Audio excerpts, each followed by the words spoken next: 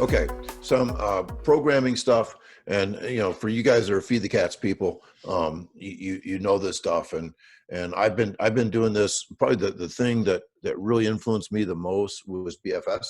The way how the whole idea that you can break records and all that stuff, but too many people do not have data. And one of the things I love of what Chris said that Joe Newton used to do is that he would show he would measure workouts, and he could show a freshman like, hey, on this workout you just ran the exact same time as so and so was a state champion, when he was a freshman.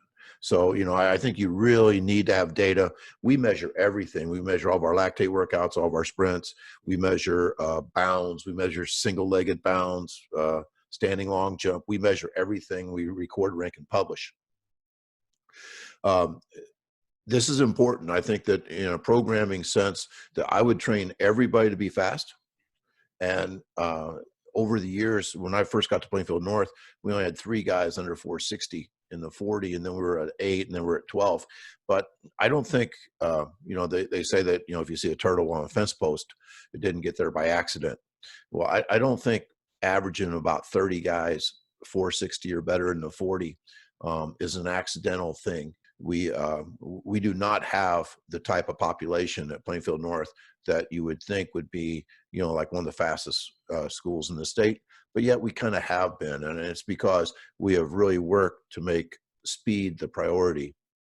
I mentioned this earlier, but you need to measure stuff, you need to video stuff, you need to compete. We never want to burn the stake. Whenever I'm seeing programming stuff, this is an overarching thing. The things you actually do in practice may not be as important as how much of it you do. I think football coaches especially are people that overdo things. I urge football coaches to run one perfect version of a play, not one play 10 times. And that's the idea is we don't want to burn the stake. We always want to err on the side of that hormesis curve where you've not started the downhill descent, or my dad used to call it the point of diminishing returns. It's important too to realize that all of your athletes have a different height of their hill, where if just because some kids can take more abuse does not mean all of them can take more abuse. So you got to be really careful. My favorite cartoon, this is the typical parent, teacher, coach, everything, where we want to go big on everything, and we have a real hard time figuring out which one of those arrows are the most important arrow. And we all need to figure that out. I know which one's the most important in terms of athletic training. That's speed. Speed is the most important arrow up there. And matter of fact, I would probably get rid of 7 of those arrows and just have one arrow. TFC guy here, Vince Anderson, the lowest intensity work you do should still look like performance. If it doesn't, it will have a detraining effect. Picture things like 30 minutes of stadium stairs, the crazy shit that coaches do. That stuff will have it not only does not help you win in the fourth quarter, but it will actually make your team slower. That's what we mean by detraining. And generic, non-specific conditioning gets you beat. I totally agree with that. Anybody that's a Feed the Cats basketball coach, football coach, soccer coach, you do no non-specific conditioning. So you get rid of all that stuff in a practice. And this is the summary of the Feed the Cats stuff. And I think the first thing is the most important.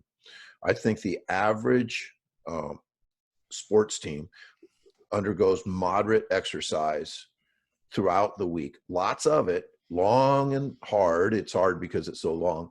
And then they expect to have high performance on Friday night. And what Bill Bowerman said, the track coach, the legendary track coach from Oregon, is that world records never come from moderate exercise. That we don't go out and run 27-second 200s in order to run a 21-second 200. We don't run 27-second 200s to run a 49-second 400. That goes back to that planting beans and expecting to grow corn stuff. So you need, I think your daily practice has to be higher performance than in the game. And to do that, you've got to really rest and recover. Sprinting should replace running. Running has a detraining effect on a sprinter. Never let today ruin tomorrow. Never burn the stake. Tired is the enemy, not the goal. I think this is huge. Most coaches truly want to get their team tired. And I think the worst coaches have the hardest practices because it's the only thing they really feel confident in doing. And that is to really work their kids hard. And I don't know if you've heard this, but I've heard it all my life, that, you know, if we're not going to win, at least we're going to be, you know, in the best shape of any team in the state. And so basically they don't know how to get their team to a high level performance wise. So they just get them tired as hell. I love the fact that, you know, that we want to produce racehorses, not workhorses. Everybody loves to hear me say this, but I think looking back, almost all coaches, if you say, were you trained in high school as a racehorse or a workhorse, almost all of them would say workhorse. I know I was. Maybe I'm a better man because of all the abuse I took in football, basketball, and track, but I was not a faster runner. I was not a more high performance athlete because they just got me accustomed to doing lots of work. I love this Harry Mara statement. I'd rather me be 100% healthy and 80% in shape than the other way around. I think that most sports programs, it is the other way around. They are 80% healthy and 100% in shape. And that's no way to be a racehorse. I think this is important. People say, well, how will we get in shape if we're not doing long, hard conditioning at the end of every practice? Maybe, you know, long, hard conditioning at the start of every practice, which is just dumb as hell. But I believe that you can be specific in what you do, that almost every sport you can get in shape by doing that sport itself. That is, you should not look at conditioning or aerobic fitness as being something separate than what you're actually doing. Remember, if you have an aerobic focus, you know, like a 30-minute stadium stair run session or something, it will interfere with the maintaining and increasing of speed. You totally eliminate conditioning. You want to practice fast and intense. That's what racehorses do, fast and intense, not long and hard. Everybody loves the Pareto principle, but the problem, and I love to ask this stuff, I love to ask the question, what is your 20%? What things truly matter? What are your essentials? What is your priority?